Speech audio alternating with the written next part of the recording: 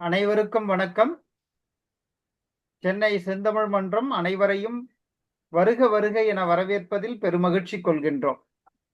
சென்னை செந்தமிழ் மன்றமும் அனைத்திந்திய சாதனை புத்தக நிறுவனமும் இணைந்து நடத்துகின்ற சீவக சிந்தாமணி உலக சாதனை முயற்சியாகவும் அதே நிலையில் இது பன்னாட்டு கருத்தரங்கமாகவும் நிகழ்ந்து கொண்டிருக்கிறது. இந்த நிகழ்விற்கு வருகை தந்துள்ள அனைவரையும் வருக வருக என வரவேற்று கடவுள் வாழ்த்திற்கு செல்வோம். நன்றி.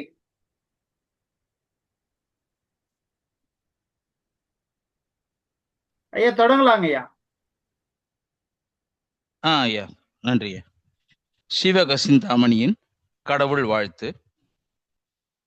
மூவா முதலா உலகமொரு மூன்றும் ஏத்த தாவாத இன்பம் தலையாயது தன்னின் எய்தி. மூவா முதலா உலகமொரு மூன்றும் ஏத்த தாவாத இன்பம் தலையாயது தன்னின் எய்தி. ஓவாது நின்ற குணத்துள் நிதி செல்வன் என்ப தேவாதி தேவன் அவன் சேவடி சேர்துமன்றே. அருக பெருமானை வணங்குகிறோம். நன்றி ஐயா. ஐயா நன்றி ஐயா. ஒரு பாடல் முடித்து விட்டேன் ஐயா. நன்றிங்க ஐயா. நன்றிங்க ஐயா. அருக பெருமான் வணக்கமும் முடிச்சிடலாங்க ஐயா. செய்ய அடுத்த செய்யுள் இல்லைங்களா? ஆமா.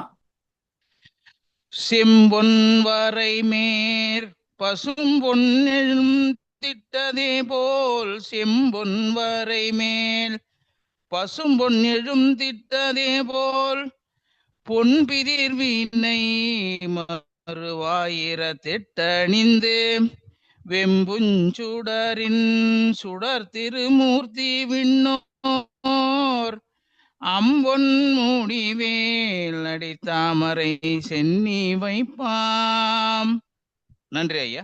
நன்றிங்க ஐயா. நன்றிங்க ஐயா. ரொம்ப அற்புதமா கடவுள் வாழ்த்து தொடங்குகிறோம். இந்த நிகழ்விற்கு மீண்டும் அனைவரையும் வருக வருக என வரவேற்கிறோம். சான்றோர் பெருமக்களே, இன்றைக்கு சென்னை செந்தமிழ் மன்றம் 1000 பாடல்களை தாண்டி 1050 கடந்திருக்கிறோம். அந்த அடிப்படையில் இன்றைக்கு சென்னை செந்தமிழ் மன்றத்தின் இந்த சீவக சிந்தாமணி நிகழ்வை நாம்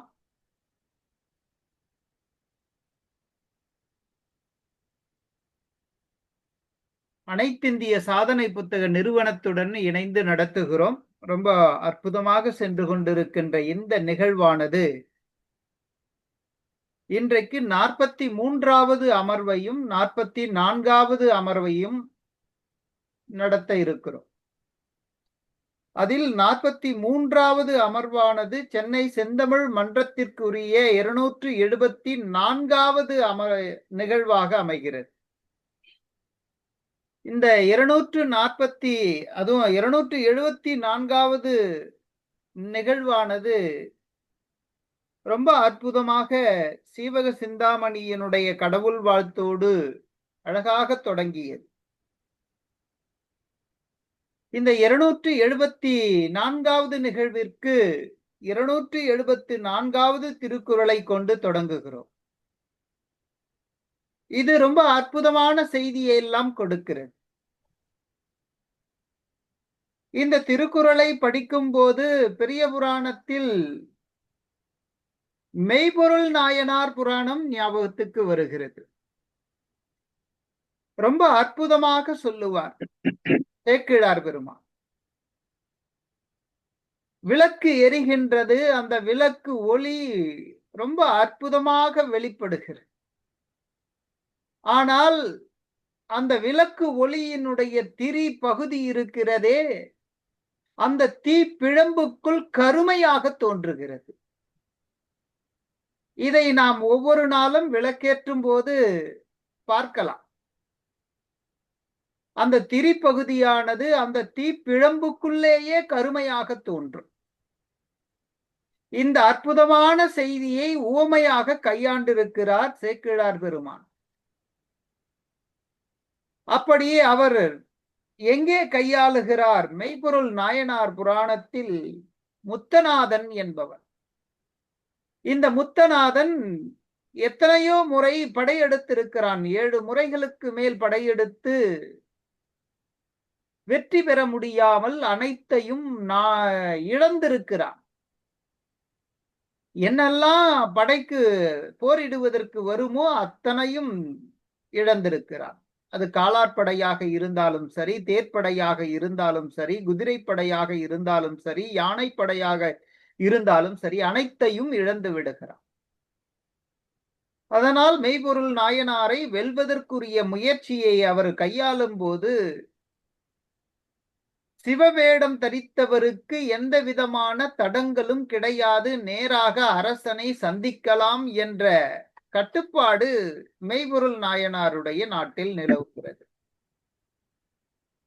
இதே போல அவர் வருகின்ற போது சிவனடியாருடைய வேகம் தாங்கி கையிலே புத்தக கவலியை ஏந்தி அந்த புத்தகத்திற்குள் மெய்ப்பொருள் நாயனாரை கொல்வதற்குரிய படைக்கருவியை மறைத்து எடுத்து வருகிறார்.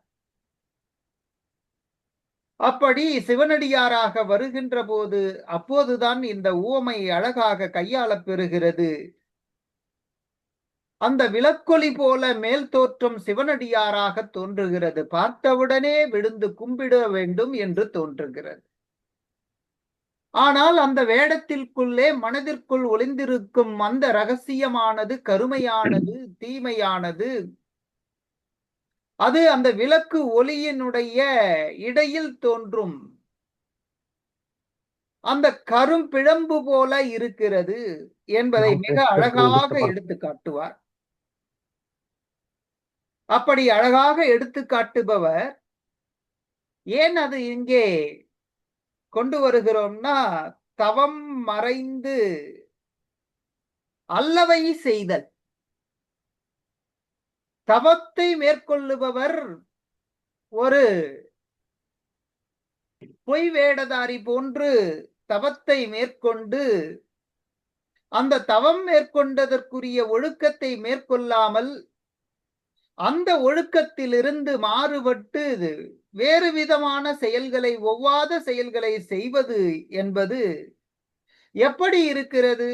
திருவள்ளுவர் இன்னும் அற்புதமான உவமையை கையாளுகிறார். இந்த காடை, கவுதாரி என்ற போன்ற பறவைகளை எல்லாம் வேட்டையாடுபவர்கள், அதை வலை விரித்து பிடிப்பவர்கள் எப்படி இருப்பார்கள்னா, புதருக்குள் மறைந்து கிடப்பார்கள். அந்த வலையில் வந்து சிக்கும் போது வெளிப்பட்டு அவர்கள் அந்த பறவைகளை வேட்டையாடுவார்கள், பிடிப்பார்கள். அதைத்தான் ரொம்ப அழகாக சொல்லுகிறார் திருவள்ளுவர். புதல் மறைந்து வேட்டுவன் புல் சிமிழ்த்தற்று. ரொம்ப அழகாக சொல்றார். புதல், அதுவும் புதருக்குள்ள இருந்து மறைந்து அந்த வேடுவன் அந்த பறவைகளை பிடிப்பதற்கு எவ்வளவு முயற்சியோ அது போன்றதொரு முயற்சியாக இது இருக்கும். அவனுடைய செயல் போல இது இருக்கும். தவம் மறைந்து அல்லவை செய்தல் என்பது இப்படி புதல் மறைந்து வேட்டுவன் புல் சிமிழ்த்தற்று என்ற அற்புதமான இந்த திருக்குறள் 274வது திருக்குறளாக இடம்பெறுகிறது. இந்த திருக்குறளானது கூடா ஒழுக்கம் என்னும் 28வது அதிகாரத்தின் 4வது திருக்குறள். இந்த திருக்குறளை எல்லோரிடமும் பகிர்ந்து கொண்டதில் பெருமகிழ்ச்சி கொண்டு இன்றைய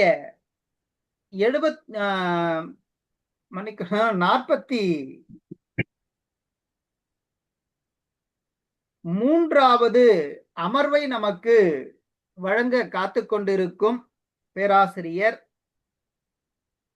வீரமணி ஐயா அவர்கள். அவர் நமக்கு ஏற்கனவே அறிமுகமானவர். இவர் உதவி பேராசிரியராக தமிழ் துறையில் துவாரகதாஸ் கோவர்தன் தாஸ் வைணவ கல்லூரி, இந்த கல்லூரி சென்னையில் உள்ள அரும்பாக்கத்தில் இடம்பெற்றிருக்கிறது. இந்த கல்லூரியில் பணியாற்றி வருகிறார்.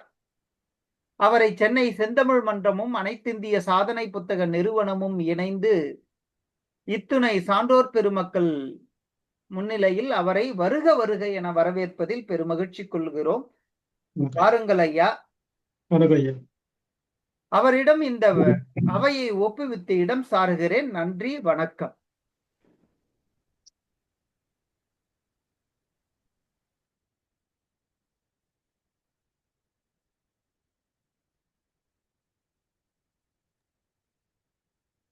ஐயா தொடரலாம்.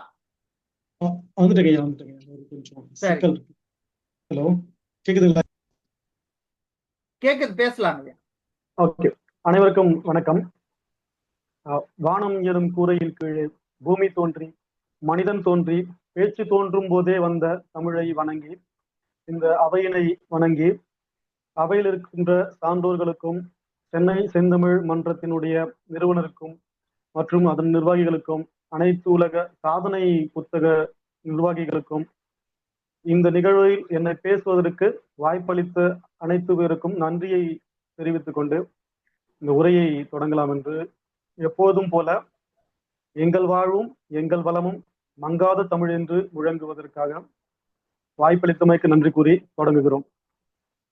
சீவக சிந்தாமணியில் திருத்தக்க தேவர் மிக அற்புதமான பல ஊமைகளை கோடிட்டு காட்டியிருந்தாலும் ஒரு கவிதை இளவரசர் அப்படி என்று போற்றப்படக்கூடியவர் திருத்தக்க தேவர்.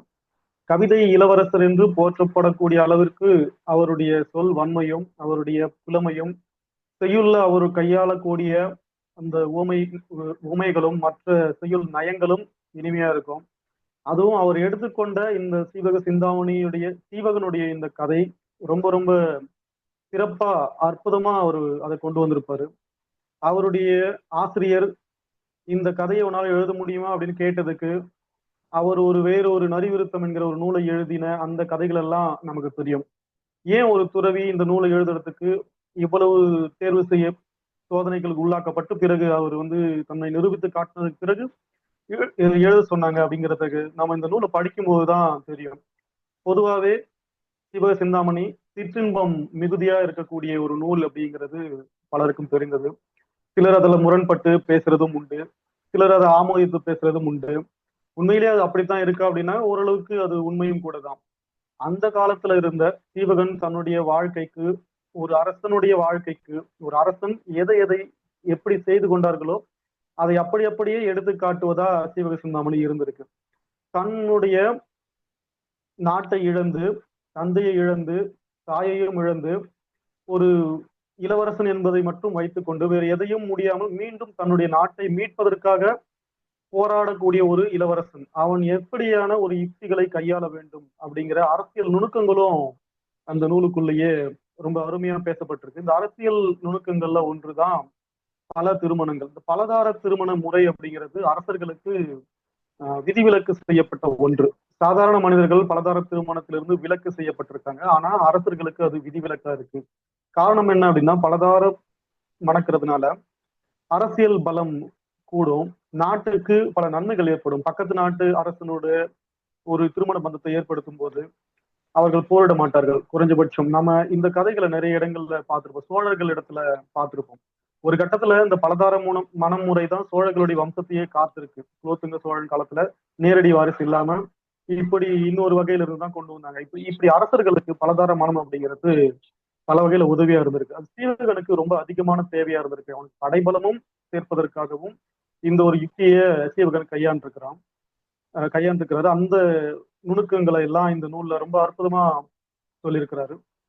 இப்போ அப்படி பலதார மனம் செய்யும் போது ஒரு புதிய மனைவி வரும்போது முன்பு இருந்த அந்த மனைவி என்ன மனநிலைக்கு ஆளாவா, அவங்களுடைய உளவியல் தாக்கம் என்னவா இருக்கும், என்னென்ன கஷ்டங்கள் அவங்க படுவாங்க, அதற்கு முன்பு அந்த மனைவி அந்த தலைவனோடு கொண்டிருந்த அந்த அன்பையும் காதலையும் அதற்கு பிறகான காலங்கள்ல அது எப்படி பார்க்கப்படும் அப்படிங்கிற ஒரு உளவியல் கோட்பாடுகளை ரொம்ப நுணுக்கமா வெளிப்படையா அதை சொல்லாம சொல்லிட்டு போயிருப்பாங்க. நம்முடைய மரபு தொல்காப்பிய மரபுல இருந்து அப்படித்தான் கற்பிக்கப்பட்டிருக்கு. அதுதான் வாழ்வியலுக்கு சிறந்ததும் கூட. அகத்திணை மரபுகள்ல நம்முடைய அகத்திணை மரபுகள்ல யாரு கிளவிக்கு உரியவர், யார் கிளவிக்கு உரியவர் உரியவர் அல்ல அப்படிங்கிற தெளிவான ஒரு வரையறைகள் உருவாக்கப்பட்டிருக்கு. எவ்வளவுதான் காமம் மிகுந்திருந்தாலும் பெண்களுக்கு மடல் ஏறுதல் இல்லை அப்படின்னு விலக்கி வைக்கப்பட்டிருக்கு நம்முடைய தமிழ் சமூகத்துல. அதே நேரத்துல தன்னுடைய காமத்தை வெளிப்படையாக சொல்வதும், காதலை முதலில் வெளிப்படையாக சொல்வதும் பெண்கள் இல்லை அப்படிங்கிற ஒரு எழுதப்படாத வரையறையும் இருக்கு. இந்த கிளவிக்கு உரியவர்கள் அப்படிங்கிற கோட்பாடு யார் எந்த இடத்துல பேசலாம், யார் எதை பேசலாம், யார் யாரிடம் பேசலாம் அப்படிங்கிற வரையறை தான். ரொம்ப அற்புதமான ஒரு சமூக கட்டமைப்புக்கான ஒரு உளவியல் கோட்பாடு தான் இந்த கிளவிக்கு உரியவர்கள் அப்படிங்கிறத நம்ம அப்படி பாக்குறோம். இன்னைக்கு பெண்ணியம் பேசுறவங்க, அது நவீனம் பேசுகிறவர்கள், இதுல இருந்து சில வகைகளை முரண்பட்டு இருக்கிறாங்க. சிலர் அதை ஆமோதிக்கவும் செய்யறாங்க. என்னவா இருந்தாலும் நவீன உளவியல்ல இந்த தொல்காப்பியத்துல சொல்லப்படுற இந்த கிளவிக்குரியவர்கள்ங்கிற அந்த கோட்பாட்டை மீறி நடக்கக்கூடியவர்களுடைய வாழ்க்கையில பார்த்தோம்னா அவங்களுடைய அக வாழ்க்கை மிகவும் சிக்கலுக்குரியதான் இருக்கு. அதை நம்ம பார்க்க முடியும். இந்த சீவக சிந்தாமணி பேசுறதுக்கு தொல்காப்பியம் எதுக்கு வந்துச்சு அப்படின்னு ரொம்ப யோசிக்க வேண்டிய அவசியமே கிடையாது. ஏன்னா இங்க பலதாரம் மனம் இருக்கிறப்போ இந்த 1001 1025வது பாடல்ல ரொம்ப அற்புதமான ஒரு நாடகத்தை நிகழ்த்தி காட்டுறாரு திருத்தக்க தேவர். இந்த நாடகத்துல ஒரு 4 காட்சிகள் ரொம்ப முக்கியமான காட்சிகளா இருக்கு. அதுல ஒரு காட்சி இந்த உளவியல் நுணுக்கங்களை பத்தி நம்ம பேசி ஆக வேண்டிய சூழல் இருக்கு. அதுல வெளிப்படையா அவர் பேசல, ஆனா அந்த இடத்துல இருக்கிற மாதிரி தேவையா இருக்கு. அதனாலதான் இவ்வளவு முன் விளக்கங்களை கொடுக்க வேண்டியதா இருக்கு. சரி, இப்போ நேரடியா நாம இந்த சீவக சிந்தாமணிக்குள்ள போயிடலாம். 1001வது பாட்டுல அன்பும் காதலும் சீவகன் மீது அதீதமான காமமும் மிகுந்த குணமாலை தான் ஒரு பெண், தன்னுடைய பெண்மை குணம், அந்த அடக்கம், இதெல்லாம் முன்பு தொல்காப்பியர் காலத்துல அந்த அந்த தமிழ் மரபுல சொல்லப்பட்ட விதிகள் படி தூது அனுப்புறது அப்படிங்கிறது மிக பொதுவா ஆண்களுக்குரியது. பெண்கள் முதல்ல அப்படி தூது அனுப்ப மாட்டாங்க அப்படிங்கிறது தமிழுடைய மரபு. சிலப்பதிகாரத்துல மாதவி இப்படி தூது அனுப்பினால் என்பதற்காகவே இது நீங்க எப்படி அவங்களுடைய அந்த கற்பினை குறைவாக மதிப்பிடக்கூடிய ஒரு சூழலும் இருந்தது. ஒரு கற்பு கரசி என்றால் தூது அனுப்பக்கூடாது, அவங்கதான் தலைவன் தான் தலைவியோடைய அன்பு பெறுவதற்கு தூது அனுப்பணும் அப்படின்னு சொல்லப்படுறது உண்டு. ஆனா இங்க தூது அனுப்புறதுனால இங்க அந்த அந்த கிளவி உடைந்து அப்படின்னு ஒரு வார்த்தையை அவர் போடுறாரு. தன்னுடைய அதீதமான காமத்தினாலும் அன்பினாலையும் வாய் திறந்து சொல்லி, அதாவது சீவகனுடைய நிலையை அறிந்து வர சொல்லி தன்னுடைய கிளிக்கிட்ட சொன்னதை சொல்லக்கூடிய கிளியிடம் தான் வளர்க்கக்கூடிய அந்த கிளிக்கிட்ட இப்படி சீவகனை பத்தி சொல்லி சீவனிடத்துல தூதா அனுப்புறாங்க குணமாலை. இது முதல் காட்சியில அந்த கிளியோடு அந்த குணமாலை பேசுறதும் தன்னுடைய நிலையை உணர்த்துவதும் அந்த கிளிக்கிட்ட சொல்லி கிளியை பறக்க விடுவதுமா முதல் பாட்டுல முடியுது. ரெண்டாவதுல அந்த பாட்டுக்கு என்ன சொல்றாருன்னா, அந்த பெண்மை நலமும் குலமும் குணநலமும் அழிய இந்த வார்த்தையை சொல்லி அவ அனுப்பிச்சு விட்டா அந்த கிளி பறந்து போச்சு. அந்த கிளி பறந்து அப்படி இறக்கையை வைத்து பறந்து குணமாலையோட கையை விட்டு போகிறது அவர் எப்படி வர்ணிக்கிறார் அப்படின்னா, அந்த பெண்மை குணம் என்பது எப்படி அடக்கம், அந்த கற்பு சொல்லுவாங்க, மச்சம் மடம் நாணம் பயிற்று அப்படிலாம் சொல்லுவாங்க. இந்த பெண்மை குணங்கள் எல்லாம் கீழ்ப்பட அது பறந்தது அப்படின்னு சொல்றாரு. என்னன்னா அப்போ தூது விடக்கூடாது, ஆனாலும் அவர் தன்னுடைய அன்பை சீவகன் மீதான தனது காதலை மறைக்க முடியாமல் அடக்க முடியாமல் வேறு வழி இல்லாமல் அப்படி தூது அனுப்புறா அப்படிங்கறதான் இந்த 2வது பாட்டுல 1002வது பாட்டுல அவர் சொல்றாரு. இப்போ 3வது பாட்டுல அந்த காட்சி முடியுது. அதுக்கு அடுத்த காட்சி இந்த சீவகனுடைய வீட்டுல காட்டுறாங்க. சீவகன் என்ன நடந்துகிட்டு இருக்கு அங்க, குணமாலை எப்படி சீவகனை நினைச்சு காதலால் உருகி மெழுகு போல தவிச்சுக்கிட்டு இருக்காங்களோ அதே போலதான் சீவகனும் குணமாலையை நினைச்சு உருகிட்டு இருக்கான். ஆனா சீவகன் பல்கலை குரிசில் அல்லவா, பல கலைகளை கற்ற வித்தகன். பல்கலை குரிசில் என்ற பட்டம் முதல்ல இலக்கியங்களை கொடுக்கப்படுறது சீவகனுக்கு தான் கொடுக்கப்படுது. பல கலைகளை கற்று தேர்ந்த ஒரு இளவரசன் அப்படின்னு அதுக்கு பொருள். இப்போ ஓவியத்திலையும் மிகச்சிறந்த பண்புடைய இளவரசன் சீவகன்.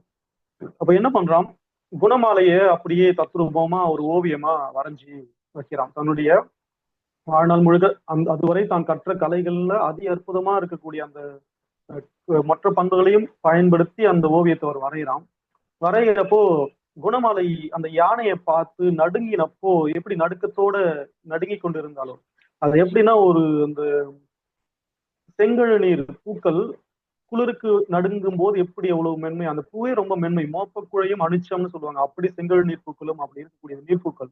அந்த பூ வாடை காட்டுல வாடிச்சுன்னா எப்படி இருக்கும், அப்படி ஒரு நடுக்கத்தை யானையை பார்த்து பயந்தா குணமாலை அப்படின்னு சொல்லுவாரு திருத்தக்க தேவர். அந்த நடுக்கத்தை அப்படியே வரைஞ்சிருக்கான் அந்த ஓவியத்துல. அந்த நடுக்கத்தோடு அந்த மிரட்சியோடு இருக்கக்கூடிய அந்த கண்களோடு அந்த ஓவியத்தை வரைஞ்சிட்டு இந்த ஓவியத்தை பார்த்து பார்த்து பார்த்து மகிழ்ச்சி அடைந்து கொண்டு இருக்கிறான். மிகுந்த தன்னுடைய காதலையும் காமத்தையும் அடக்க முடியாமல் இருந்து மகிழ்ச்சி அடைந்து இந்த ஓவியத்தை பார்த்து கொண்டே இருக்கிறதா அந்த பாட்டு 3வது பாட்டு முடியுது. 4வது பாட்டுல மேகலையை திருத்தல், இந்த ஆடையை சரி செய்தல், இது போன்ற இந்த மெய்தொட்டு பயிரல் அப்படின்னு ஒரு ஒரு துறை ஒன்று வரும் அகத்திணையல்ல. இப்போ காதலன் காதலியோடு அந்த முடியை திருத்துறது, உடையை சரிப்படுத்தி விடுறது, அணிகலன்களை சரிப்படுத்தி விடுறது, இதெல்லாம் ஊழல் தீர்க்கும் வாயில்கள்ல ஒண்ணு. இப்போ சீவகன் வந்து இன்னும் குணமாலைய இப்போ நேரடியா பார்க்கல, கிட்ட அவங்க இல்ல. ஆனாலும் இந்த ஓவியத்தை பார்த்து அந்த ஓவியத்திலேயே குணமாலை நேரடியா இருக்கிற மாதிரி நினைச்சுக்கிட்டு அந்த ஓவியத்துல இருக்கக்கூடிய அந்த மணிகளை திருத்தி விடுறது, மேகலை திருத்துறது, இப்படி பண்ணிட்டு இருக்கான். அப்போ இந்த ஓவியத்தை வரைஞ்சிட்டு அந்த ஓவியமே குணமாலையா நினைச்சுக்கிட்டு அது கூட பேசுறதும் வாழறதும், அதாவது ஒரு புகைப்படத்தை பார்த்து அன்பு மிகுதி ஆயிடுச்சு அப்படின்னாக்கா உலகத்தை மறந்துடுவோம்னு சொல்லுவாங்க இல்லையா, அப்படி எல்லாத்தையும் மறந்துட்டு அவன் அந்த ஓவியத்தோட காதல் செஞ்சுக்கிட்டு இருக்கான். இப்போ இதை வந்து அந்த அந்த குணமாலை அனுப்பிய அந்த கிளி வந்து பாக்குது. குணமாலை அணிந்த அனைத்து பொருள்களும், அவருடைய ஆடை, அவங்க அணிஞ்ச மேகலை, அவங்க அணிந்த அந்த பூண்கள், மற்ற மற்ற ஆபரணங்கள், இது எல்லாமே நோன்பு நோற்றன, நான் நோற்றிலேன் அப்படின்னு ஜீவன் வருத்தப்படுறான். அதான் இதே புண்ணியம் செஞ்சிருக்கு, ஏதோ ஒரு வகையில குணமாலையோடு தொட்டு குணமாலையோடு அது இணக்கத்துல இருக்கு, ஆனா என்னால அப்படி இருக்க முடியல, அதனால நான் போன ஜென்மத்துல என்ன தவம் செய்யல அப்படின்னு சொல்லுவாங்க இல்லையா, அப்படி இப்ப குணமாலை அணிந்த ஆடை நோன்பு நோட்டு இருக்கிறது, குணமாலைக்கு ஆடையா அது வாய்த்து இருக்கிறது. குணமாலை அணிந்த ஆபரணங்கள் நோன்பு நோட்டு இருக்கின்றன, அதனால் அவை அந்த பலனை அனுபவிக்கிறது. ஆனால் நான் நோற்றிலேன், என்னால் இது காத்திருக்கவும் முடியல, நான் முன்னாடி நல்ல பண்புகளை செய்யலையே அப்படின்னு வருத்தப்படுற சீவகனை அங்க பார்க்க முடியுது. இப்போ இந்த இதே நேரத்துலதான் அந்த காந்தரூர் குணமாலை அனுப்பிய அந்த தத்தையாகி அந்த கிளி சீவகனை பார்க்குது. சீவகனை பார்த்தோன்னே அந்த கிளிக்கும் மிகுந்த மகிழ்ச்சியா இருக்கிறதா திருத்தக்க சொல்றாரு. தான் செய்ய வந்த காரியம் மிக எளிமையாக முடிந்துவிடும் போல் இருக்கிறது. கிளிகளுக்கு இப்படி சிந்திக்கக்கூடிய ஆற்றல்லாம் இல்லை, ஆனா ஒரு கவிதை சுவாரஸ்யத்திற்காக, காப்பிய நடையுடைய காப்பியத்துடைய ஈர்ப்புக்காகவும் இனிமைக்காகவும் அவர் அப்படி எழுதுறாரு. இந்த இனிய இந்த காட்சியை பார்த்துட்டு இனிதே முடியும் போல இருக்கு இந்த வேலை அப்படின்னு அவங்க நினைக்கிறதா கொடுக்குறாங்க.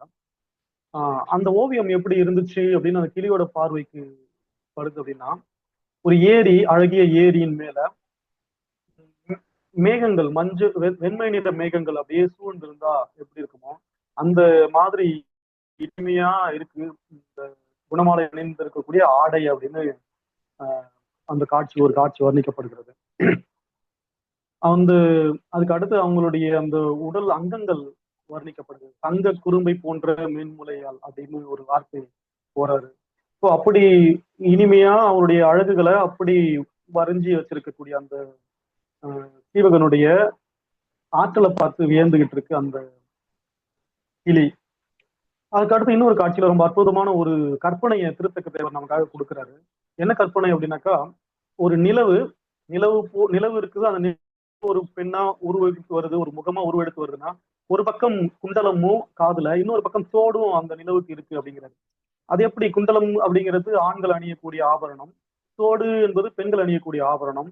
எப்படி ரெண்டுத்தையும் ஒன்னா போட்டு வந்துச்சு அப்படிங்கிற கற்பனைக்கு நம்ம போகும்போது அங்கதான் திருத்தக்க தேவருடைய அதீதமான ஒரு உச்சமான கற்பனை இருக்கு. அந்த ஓவியத்தை பார்த்து அந்த ஓவியத்தோட முகத்தோடு தன் முகத்தை ஒட்டி வைத்திருக்கக்கூடிய அந்த கோவலனை சீவகனை காட்சிப்படுத்துறாரு. இங்க கோவலனும் சீவகனும் ஒன்னா அடிக்கடி வந்துடுறாங்க, 2 பேரும் காதல் மன்னர்கள் இல்லையா, பிழைப்பு இருக்கணும். அப்போ சீவகனை இங்க காட்டுறாங்க. அந்த ஓவியத்தோடு முகத்தோடு முகம் ஒட்டி வைக்கிறது. நம்ம காதல்ல குழந்தைகளை கொஞ்சும் போதும், காதல் இருக்கும் போதும், அந்த தலைவன் தலைவி கொஞ்சும் போதும் முகத்தோடு முகம் ஒட்டி வைத்தல் வந்து ஒரு வகை. அப்ப இந்த ஓவியத்தோட முகத்துல தன் முகத்தை ஒட்டி வைக்கிறப்போ அந்த ஓவியத்துல இருந்து ஒரு பக்கத்துல இருக்கிற தோடும் இன்னொரு பக்கத்துல கூடிய சீவகனுடைய அந்த குண்டலமும் தெரியுது. அது ஒரு நிலவு போல இருக்கு. நிலவு முகமா வந்துச்சுன்னா அதுல எப்படி நமக்கு அர்த்தநாரீஸ்வரரை கூட நமக்கு கற்பனை பண்ணி பார்க்கலாம். ஒரு பாதி ஆணாவும் ஒரு பாதி பெண்ணாவும் இருக்கக்கூடிய மாதிரி இந்த ஓவியத்துடைய ஒரு பகுதி முகமும் சீவகனுடைய ஒரு பகுதி முகமும் தெரியுது. அதனால ஒரு பக்கம் குண்டலமும் ஒரு பக்கம் தோடும் இருக்கிற மாதிரி தெரியுது அப்படிங்கிறாங்க. இந்த கற்பனையை நலவென்பாவுல ரொம்ப அற்புதமா புகழேந்தி போல ஒரு ஓவியத்தை ஒரு உவமையை சொல்லியிருப்பாரு. முதலா நலனும் தமயந்தியும் சந்திக்கும் போது தமயந்தியோட முகம் வந்து வெண் தாமரை மாதிரி ரொம்ப அழகு மிகுந்ததா இருக்கு. நலனுடைய முகம் வந்து இல்ல நலனுடைய முகம் வந்து சிவந்த தாமரை போல இருக்கிறது. தமயந்தியோட முகம் வந்து அல்லி மலர் போல இருக்கிறது. முதல்ல ரெண்டு பேரும் பாக்குறப்போ நலனுடைய கண்கள்ல தமயந்தியோட உருவம் தெரியுது, தமயந்தியோட கண்கள்ல நலனுடைய உருவம் தெரியுது. அப்படி இந்த கண் கண்டார் தோல் கண்டார் தோலை நோக்கினார் சொல்லுவாங்க. அப்படி கண்ணை பார்த்துட்டு அந்த உருவத்தை ஓவியத்தை அந்த முகத்தை பார்த்ததுக்கு அப்புறம் அவ்வளவு அன்பு அந்த காதல் அப்படியே பார்த்துக்கிட்டு மெய்மறந்து நிக்கிறாங்க ரெண்டு பேரும்.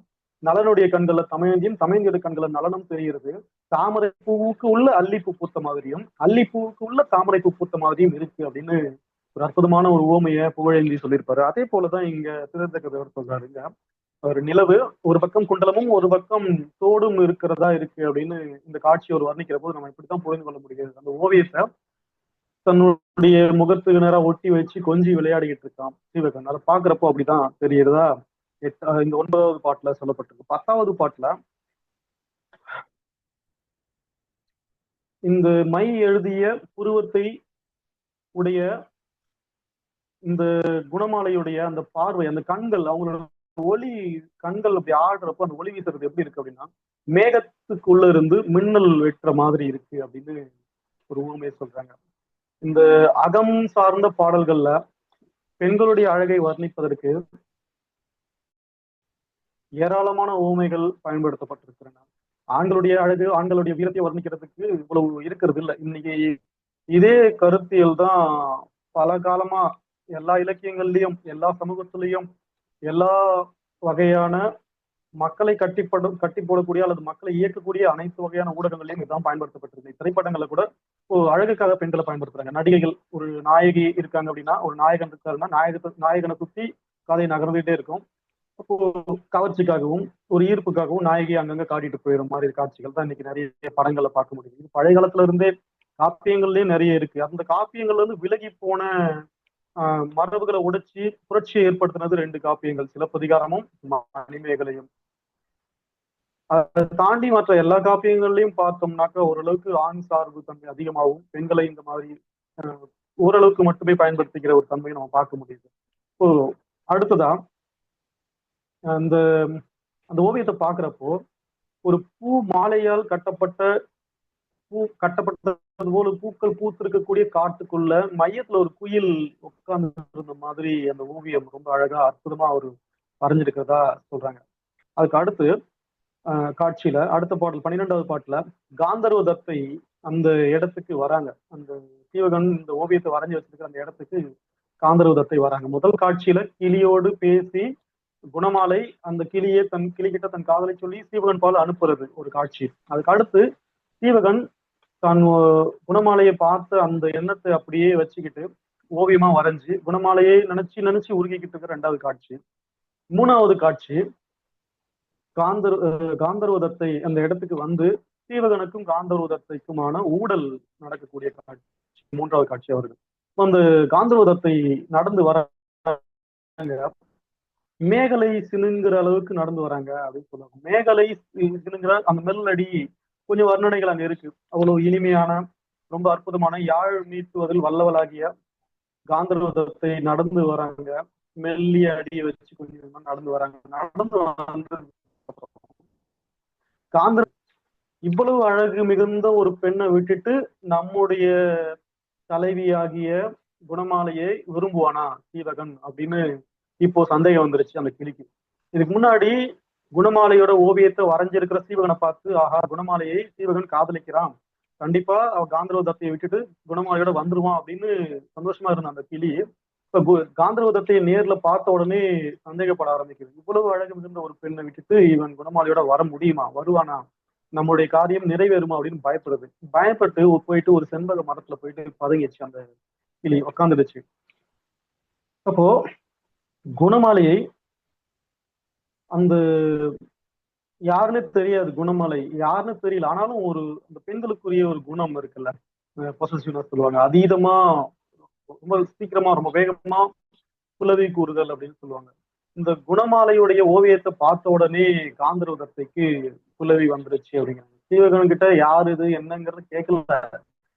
ஆனா இன்னொரு பெண் இருக்கிறாள் அப்படின்னு தெரிஞ்ச உடனே, இன்னொரு பெண்ணுடைய உருவம் இருக்குன்னு தெரிஞ்ச உடனே, படம் இருக்குன்னு தெரிஞ்ச உடனே காந்தர்வதத்தைக்கு புலவி அப்படிங்கிறது வந்துருச்சு, கோபம் வந்துருச்சு, சண்டை வெறுப்பு வந்துருச்சு, சந்தேகம் வந்துருச்சு அப்படின்னு ஒரு பாட்டுல சொல்றாரு. அப்போ சந்தேகத்தோட காந்தர்வதத்தை குணமாலையோட ஓவியத்தை பார்த்த உடனே சீவகனுக்கு புரிஞ்சிருச்சு. ஏன்னா சீவகனுக்கு தெரியும் இல்லையா, பல்கலை குடிசல் இல்லையா அவரு, அவருக்கு எல்லா விஷயமும் தெரியும். ரொம்ப அற்புதமான ஒரு கலைகளை பெற்ற ஒரு தலைவனா, ஒரு அனைத்து கலைகளையும் கற்று தேர்ந்த ஒரு தலைவனா காட்டியிருப்பாங்க. அப்படிப்பட்ட ஒரு தலைவனும் தான். அப்போ காந்தர்வதத்தையுடைய அந்த புலவிக்கான காரணத்தை புரிஞ்சுக்கிட்டு ரொம்ப வேகமா அவர் பதில் சொல்றாரு. இது இயக்கி அப்படின்னு. இயக்கி அப்படின்னாக்கா நம்ம சொல்லக்கூடிய இன்னைக்கு மோகினி பிடிச்சிருச்சு அப்படிலாம் நிறைய கேள்விப்பட்டிருப்போம், சொல்ற மாதிரி கேள்விப்பட்டிருப்போம் இல்லையா. அப்படிதான் பழைய காலத்துல இயக்கி அப்படிங்கிற ஒரு தெய்வத்தையும் தேவதையும் சொல்லப்பட்டிருக்கு. இயக்கி அப்படின்னு சொன்னாங்க. இப்ப இந்த இடத்துல நம்ம ஒண்ணு நல்லா கவனிக்கணும். எப்பவுமே குற்றமுள்ள நெஞ்சு குறுகுறுக்கும் அப்படின்னு ஒண்ணு சொல்லுவாங்க. ஒரு தப்பு ஒண்ணு செஞ்சுட்டாங்கன்னு வச்சுக்கோங்க, ஒரு குழந்தை அல்லது ஒரு சிறுவன் யாரோ ஒருத்தங்க, அந்த இடத்துல 4 பேர் இருக்காங்க. அந்த 4 பேரை நம்ம பார்க்கும்போது யார் அந்த தப்பு செஞ்சாலும் அவன் தான் முதல்ல சொல்லுவான், நான் செய்யல, இவன் தான் செஞ்சிருப்பான், இவன் தான் செஞ்சிருப்பான். அல்லது யார் முதல்ல பேசுவான்னு, தப்பு செஞ்சவங்க தான் முதல்ல பேசுவாங்க. இது ஒரு உளவியல். அப்போ குற்றமுள்ள நெஞ்சு குறுங்குறுக்கும் அப்படின்னு சொல்லுவாங்கல்ல. முன்னாடி அவங்க பேசுறதுக்கு முன்னாடியே தானா முந்திக்கிட்டு போய் பேசுறது, அப்படின்னா நம்ம மேல சந்தேகம் வராது அப்படிங்கிற ஒரு எண்ணத்துல அவங்க அப்படி சொல்லுவாங்க. ஆனா அதுதான் அவங்களை காட்டி கொடுக்குறோம். சீவகனும் அப்படித்தான் அங்க காட்டி கொடுக்குறான். சீவகன் வந்து இது இயக்கி அப்படின்னு சொன்ன உடனே அப்போ இன்னமும் காந்தர்வதத்தைக்கு சந்தேகம் வலுப்படுது. அப்போ இது இயக்கியா, அப்போ இதுதான் உன் மனதை இயக்கியோ அப்படிங்கிறாங்க. இந்த ஒரு வார்த்தை போடுறாங்க, உன்னுடைய மனதை இப்போ இயக்கி கொண்டிருக்கக்கூடிய இயக்கி இவள் தானா அப்படின்னு அந்த இடத்துல சொல்றாங்க. இப்போ இது தெரிஞ்ச உடனே காந்தர்வதத்தைக்கு உறுதி ஆயிடுச்சு, சந்தேகமே இல்ல, வேறொரு பெண்ணோடு காதல் கொண்டிருக்கிறான், வேறொரு பெண் மீது மையல் கொண்டிருக்கிறான் அப்படிங்கிற ஒரு அந்த சந்தேகம் வந்த உடனே புலவி துணியாக மாற ஆரம்பிக்குது. துணினா தொல்காப்பியத்தை சொல்லக்கூடிய அந்த துணிதான். துணினா துணிவு, துண்டித்தல். புலவியா இருக்கும், ஊடலா இருக்கும், அது துணியா மாறும் இல்லையா. அப்படி அவருக்குள்ள துணி வர ஆரம்பிக்குது. அப்போ செங்கழ் நீர் பூக்கள் போல மெல்லிய உடலையும் மனதையும் உடைய தத்தை சினங்கி நடுங்குகிறாள் அப்படின்னு கொண்டு வராரு. அப்போ உடனே இப்ப என்ன பண்ணணும், சீவகன் ஊடலை தீர்த்தாகணும். ஊடல் தீர்க்கிறதுக்கு உடனே அவன் ஒண்ணு பண்றான். பெரும்பாலும் நிறைய திரைப்படங்கள்லயும் நிறைய முன்னோர்கள் சொல்லக்கூடிய வார்த்தைகள்லயும் ஒண்ணு சொல்றது, ரொம்ப நகைச்சுவா சிலர் சொல்லுவாங்க, சிலர் வந்து உண்மையாவும் அதை சொல்லுவாங்க. அன்பு மிகுந்த பெண்களோடு, தலைவியோடு, காதலியோடு, மனைவியோடு பிரச்சனை வந்துச்சா ரொம்ப யோசிக்காத, காலில் விழுந்துரு அப்படின்னு சொல்லுவாங்க. இப்படித்தான் சீவகனும் காலில் விழுந்துறான், சரண்டர் ஆயிடுறான்.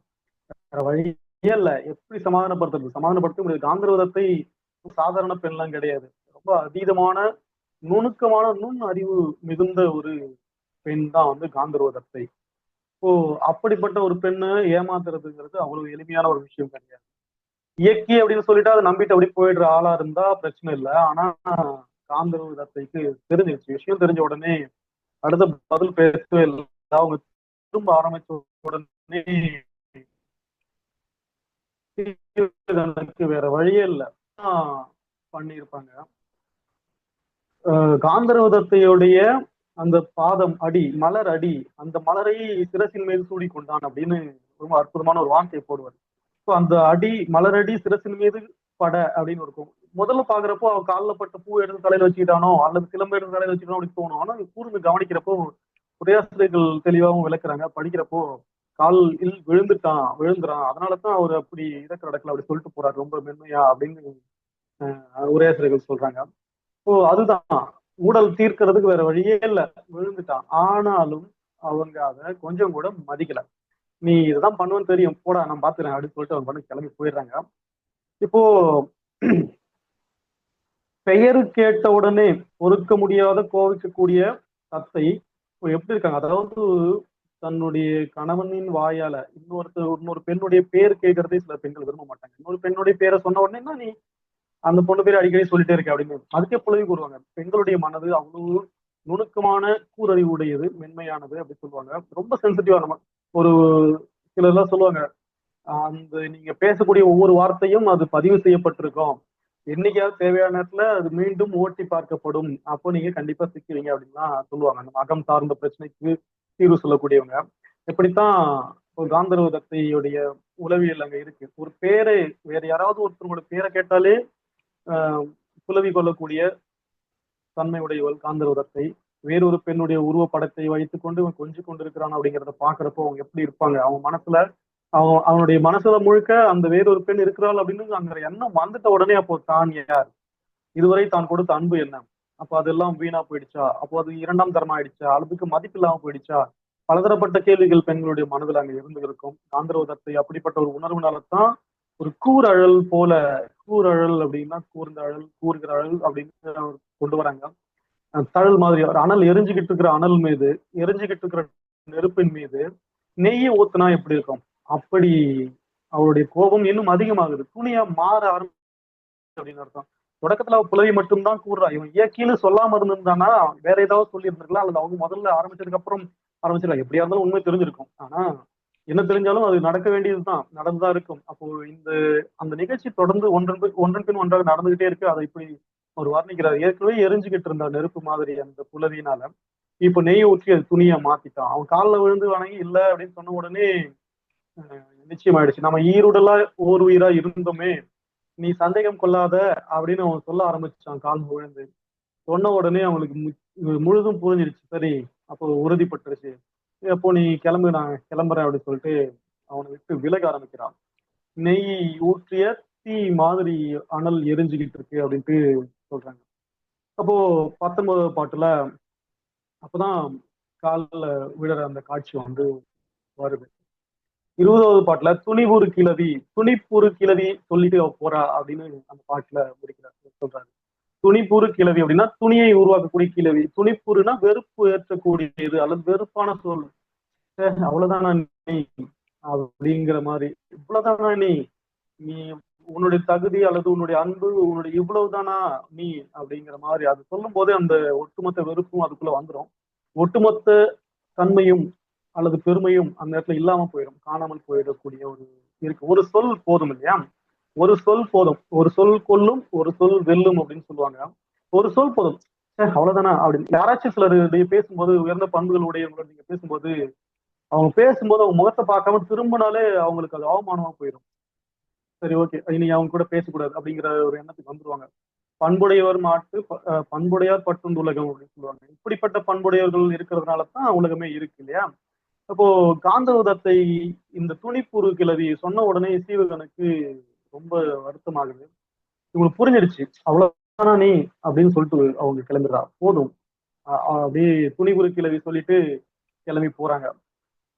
போன உடனே இப்போ நம்ம நினைச்சிருப்போம்ல, சீவகன் காலில் விழுந்து வணங்கி தத்தையை சமாதானப்படுத்த முயற்சிக்கிறான். சமாதானமாகாத தத்தை விலகி போறாங்க. அப்போ என்ன செஞ்சிருக்கணும், சமாதானப்படுத்த செஞ்சிருக்கணும் இல்லையா. ஆனா அடுத்த காட்சியை பாருங்க, அப்படியே முரணா மாறி இருக்கும். அந்த கிளி வருது. இப்போ தத்தை போன உடனே கிளி வருது. வாழ்க சீவகனுடைய அந்த கடலடி வாழ்க, சீவகன் கால் வாழ்க, பாவம் வாழ்க, வெற்றி வாழ்க, இந்த மீது மாறி சில விஷயங்கள்லாம் சொல்லிக்கிட்டு அந்த கிளி வருது. கிளி வந்து நின்ன உடனே அடுத்து சீவகன் அந்த கிளியை பார்க்கறான். பார்த்துட்டு என் முன்னாடி நீ வந்ததுக்கான காரணம் என்ன அப்படின்னு கேட்கிறான். ஏன் நீ என்ன விஷயத்த கொண்டு வந்திருக்க, எதுக்காக என் முன்னாடி வந்திருக்க, என்ன வேணும் உனக்கு அப்படின்னு சீவகன் கேட்ட உடனே அந்த கிளி சொல்லுது, இந்த மாதிரி குணமாலை உடைய மனதை சொல்ல வந்திருக்கேன். குணமாலை என்ன நிலையில நீங்க இருக்கீங்கன்னு தெரிஞ்சுட்டு வர சொன்னாங்க அப்படின்னு சொன்ன உடனே சீவகனுக்கு மனசு உடனே மாறிடுது. குணமாலை பக்கம் சாந்திரதத்தையோடு இருந்த அந்த ஊடல் துணிவா மாறி இருக்கு, அதை பத்தி அவனுக்கு கவலைப்படல. உடனே இங்க வந்துருது மனசு டக்குன்னு. அப்படியா, அப்படி ரொம்ப மகிழ்ச்சி ஆயிடுது அவனுக்கு. அப்போ எப்படி அதை நினைச்சு பார்க்கறான், அந்த யானை வந்து துரத்திக்கிட்டு வரும்போது, அசனி வேகம் துரத்திக்கிட்டு வரும்போது பயந்து நடுங்கி நின்று அந்த உருவத்தை வருமா நினைச்சு பார்த்துட்டு அவன் மனதுக்குள்ள ஒரு மகிழ்ச்சி வருது கொஞ்ச நேரம். அப்படி உடனே அந்த கைகளை தூக்கி அந்த கிளியை வரவேற்கிறதுக்காக கையை தூக்குறான். விளாம்பழத்துல வேழ நோய் உள்ள போது அந்த விளாம்பழம் எப்படி நடுங்கு ஒரு நோய் ஒரு அருமையான ஒரு விஷயம் சொல்றாங்க. வில்லில் வேழம் போல் அப்படின்னு ஒரு வார்த்தை அங்க போடுறாரு. வில்லில் தான் விளாம்பழம். விளாம்பழத்துல வேழங்கிறது ஒரு நோயின்னு ஒண்ணு இருக்கு. அந்த நோய் வந்துட்டு அந்த விளாம்பழம் எப்படி தன்னுடைய நிறம் மாறி ஒன்றும் இல்லாம போகுதோ அந்த மாதிரி அந்த யானை வரும்போது நடுங்கிட்டு இருந்த குணமாலையா தன்னுடைய காதலை வெளிப்படையா சொல்லி ஒண்ணு அனுப்பிச்சிருக்கா அப்படின்னு நம்ப முடியல. அப்ப குணமாலைக்கு நம்ம மீது இவ்வளவு அன்பு இருக்கிறதா, காதல் இருக்கிறதா அப்படின்னு அதை நினைச்சு ரொம்ப ரொம்ப மகிழ்ச்சி அடைகிறான், ரொம்ப சந்தோஷப்படுறான். அந்த கிளிய அருமையா அப்படியே வரவேற்கிறதுக்கு கையை நீட்டுறான் மகிழ்ச்சியோட. அப்ப அந்த கிளி சொல்லுது, பஞ்சு அணை மேல பூ அணை மேல இருக்கக்கூடிய அந்த குணமாலை தூங்குவதற்கு போடப்படக்கூடிய அந்த மெத்தை பஞ்சாலையும் பஞ்சின் மீது பூவின் இதழ்களாலும் உருவாக்கப்பட்டது. அவ்வளவு மெல்லிய அந்த பஞ்சனையிலும் பூவனையிலும் தூங்க முடியாம தவிச்சுக்கிட்டு இருக்கா. அந்த பஞ்சனையும் பூவனையும் தீ மாதிரி சுடுகிறது நம்முடைய அந்த குணமாலைய. அதனால நீ உன்னுடைய அன்பை அவளுக்கு தெரியப்படுத்தணும் அப்படின்னு அந்த கிளி அந்த இடத்துல சொல்லுது. இதோட 1025வது பாடல் அந்த இடத்துல முடிவடைகிறது. அதற்கு பிறகான காட்சிகளை அதுக்கு அடுத்து பிறகு வரக்கூடிய பேராசிரியர் எங்களுக்கு உதவிப்பார்கள். இந்த இந்த இந்த 25 பாடல்கள்ல ஒரு நாடகம் போன்ற ஒரு 4 காட்சிகளை ரொம்ப அற்புதமா படம் பிடிச்சு காட்டிருக்கிறாரு. நம்ம இந்த கற்பனை இலக்கியங்களை படிக்கிறப்போ கற்பனை வளம் ரொம்ப ரொம்ப ரொம்ப முக்கியமானது. வெறும் வார்த்தைகளால் மட்டும் அந்த இலக்கியங்களை படிச்சுட்டு போறது ஒரு வகையிலையும் பயன் கிடைக்காது.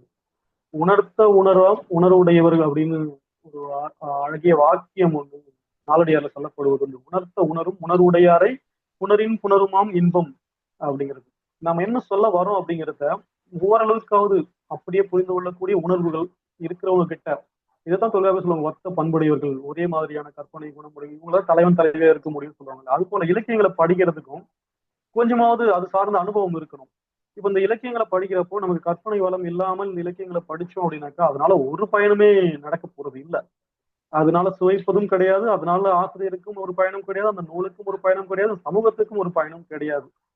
அப்போ இந்த சீவக சிந்தாமணியும் அல்லது எந்த இலக்கியங்களை படிக்கும் போதும் அதை கற்பனைக்குள்ள கொண்டு வந்து தனக்குள்ள ஒரு அந்த நிகழ்த்தி காட்டினால், நிகழ்த்தி பார்த்தால் மட்டுமே அதனுடைய சுவையை உணர முடியும். அதுல இருந்துதான் நம்முடைய ஞானமும் அறிவும் வளர ஆரம்பிக்கும், சமூகத்திற்கு ஏதாவது பயன் கிடைக்க ஆரம்பிக்கும். இந்த 4 வகையான காட்சிகளாக அடங்கிய இந்த நாடகத்துல இந்த 25 பாடல்களை நான் அப்படிதான் புரிஞ்சுக்கிட்டேன். முதல்ல குணமாலை தன்னுடைய காதலை சொல்வதற்கு அந்த கிளியோடு பேசி கிளியை அனுப்புகிறான் தூதாக. அடுத்த காட்சி காந்தர்வதத்தை குணமாலை மீது அதீத மோகம் கொண்டிருந்த சீவகன் அந்த குணமாலையின் உருவப்படத்தை அப்படியே வரைந்து அந்த உருவப்படத்தையே குணமாலையாக நினைத்து கொண்டு அதனோடு கொஞ்சுவதும் பேசுவதும் மெய்தொட்டு பயிர்வதும் முகத்தில் ஒட்டி வைத்துக் கொள்வதும் போன்ற காதல் விளையாட்டுகளை விளையாடி கொண்டிருக்கிறான். இந்த காட்சியை பார்த்த கிளி தன்னோடு தன் தலைவியோடு இவனுடைய மனம் தன் தலைவியின் மனமும் ஒரே மாதிரி ஒத்திருக்கிறது, அப்போ நம்முடைய வேலையை எளிதில் முடியும் அப்படின்னு நினைச்சு மகிழ்ச்சி அடையுது. அதே நேரத்துல அங்க வர காந்தர்வதத்தை இந்த ஓவியத்தை பார்த்துட்டு புலவி கொள்கிறார்கள், சந்தேகப்படுறாங்க, வருத்தப்படுறாங்க. தனக்கு போட்டியா இன்னொரு பெண் வந்துட்டாலோ அப்படிங்கிற ஒரு எண்ணத்துல வருத்தப்படுறாங்க. இதை பார்த்த உடனே புரிஞ்சுக்கிட்ட சீவகன் இது இயக்கி அப்படின்னு பதில் சொல்றான். சமாதானப்படுத்துறதுக்கு முன்னாடியே துணி வர்றதுக்கு முன்னாடியே பிரச்சனையை அவனே உருவாக்கிக்கிறான். இயக்கின்னு சொன்ன உடனே காந்தர்வதத்தைக்கு இன்னும் கொஞ்சம் வலுப்படுது சந்தேகம். அப்போ இயக்கி என்றால் இவர்கள் தான் மனசை இப்போதைக்கு இயக்கிக்கிட்டு இருக்காளா அப்படின்னு கேட்கிறாங்க.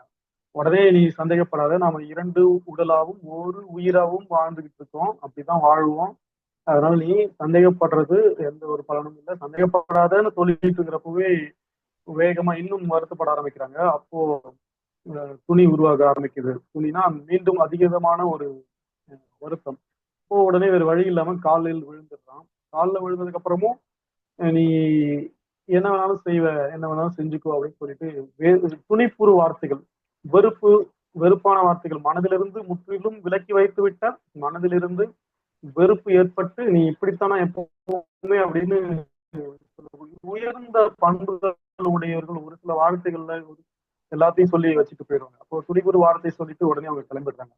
அடுத்த காட்சியில அவ போனதுக்கு அப்புறம் அந்த கிளி வருது. வந்த உடனே என்ன, யார் நீ, எதுக்காக வந்திருக்கிற, என்ன எதுக்காக பார்க்க வந்திருக்க, முன்னாடி வந்த காரணம் என்னன்னு கேட்டதும் அந்த கிளி சொல்லுது, இந்த மாதிரி நான் குணமாலையுடைய கிளி, குணமாலை தான் என்ன அனுப்பிச்சாங்க, குணமாலையோட மனம் இப்படி உங்கள் மேல இருக்கு, உங்களுடைய மனதும் உங்களுடைய நிலையும் என்ன அப்படிங்கறத அறிந்து வருவதற்காக நான் அனுப்பப்பட்டிருக்கேன், அதுக்கு அதை அறிந்து வருவதற்காக நான் வந்திருக்கேன்னு அந்த கிளி சொன்ன உடனே சீவகனுக்கு இன்னும் மகிழ்ச்சி அடைஞ்சது.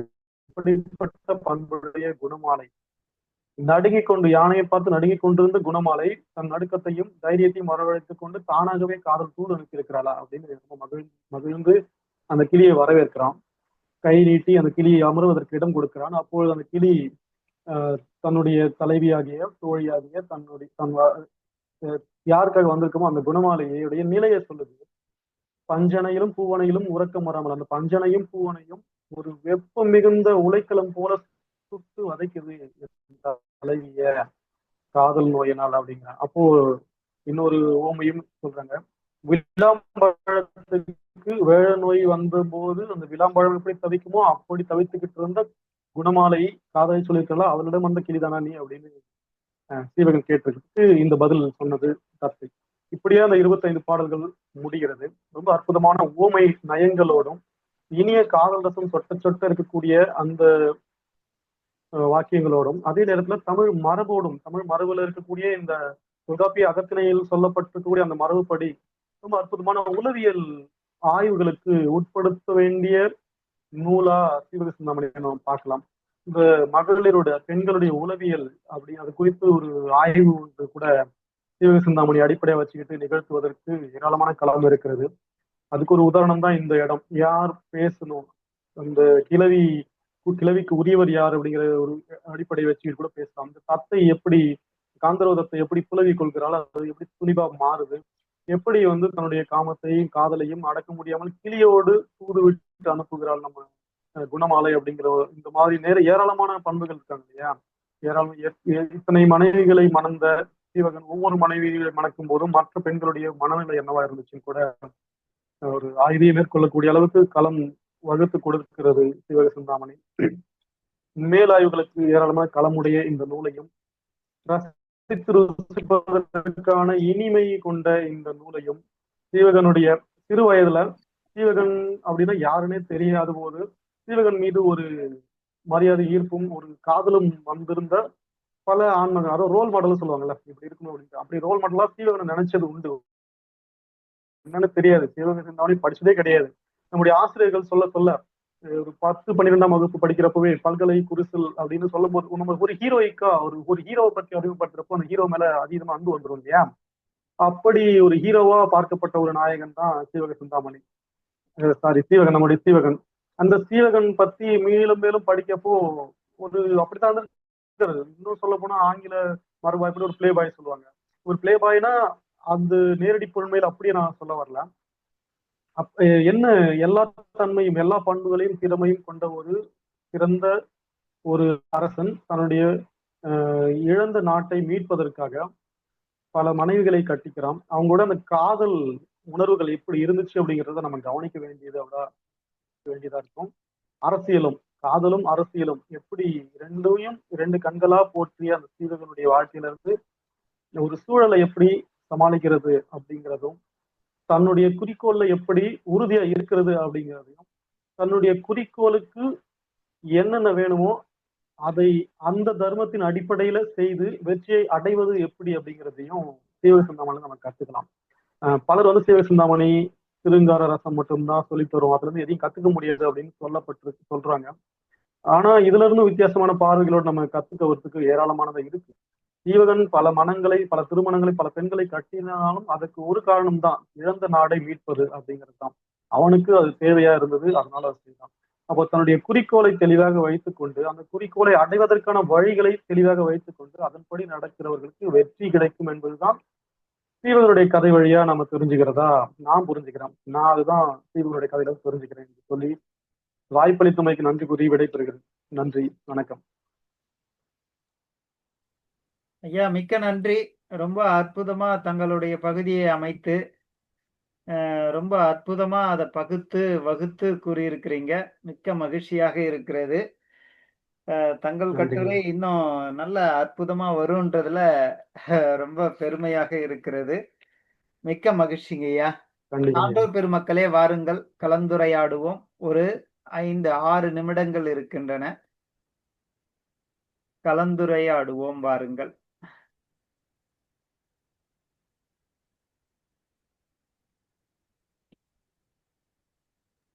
வணக்கம் ஐயா. ஐயா வணக்கம். சொல்லுங்க. வணக்கம் ஐயா. வணக்கம் வணக்கம். ரொம்ப நீங்க அழகாக பேசினீர்கள். உங்களுடைய தொகுப்பு சுருக்கம் மிக அழகாக இருந்தது. 2 கேள்விகள் எனது மனத்தில் வருகின்ற. அந்த காலத்துல அது ஒரு தரமான ஒரு கிளி இருந்திருக்கலாம் போலும். அந்த கிளியை நல்லா பயிற்சி கொடுத்து அது எப்படி இங்க பார்த்ததுன்னு வெறும் அதிசயமா இருக்குது. அந்த கிளி சொல்லி ஒருவேளை ஜீவகனுடைய ஓவியத்தை வரைந்து காட்டினார்களோ என்று நாமே ஊகிக்க வேண்டியிருக்கிறது. அந்த கிளி நேரா இவர் வீட்டுக்கு வந்துருக்கு பாருங்க. அது யோசிக்க எனக்கு கொஞ்சம் அதிசயமா இருக்கு. அடுத்து அந்த கிளிக்கு இவ்வளவு ட்ரைனிங் இருக்கு பாருங்க. அது பார்த்து பயம் இல்லாம அந்நிய மைந்தனை பார்த்து பயம் இல்லாம சொல்லுது. இது மாதிரி அந்த காலத்துல எப்படிலாம் அந்த இந்த இதுகளை விலங்குகள் எல்லாம் நல்லா பயன் கொண்டுள்ளார்கள். அதுக்கு இந்த உங்களுடைய அதை பற்றி கருத்து என்ன என்று அறிய விரும்புகின்றேன். ரொம்ப நன்றிங்க ஐயா.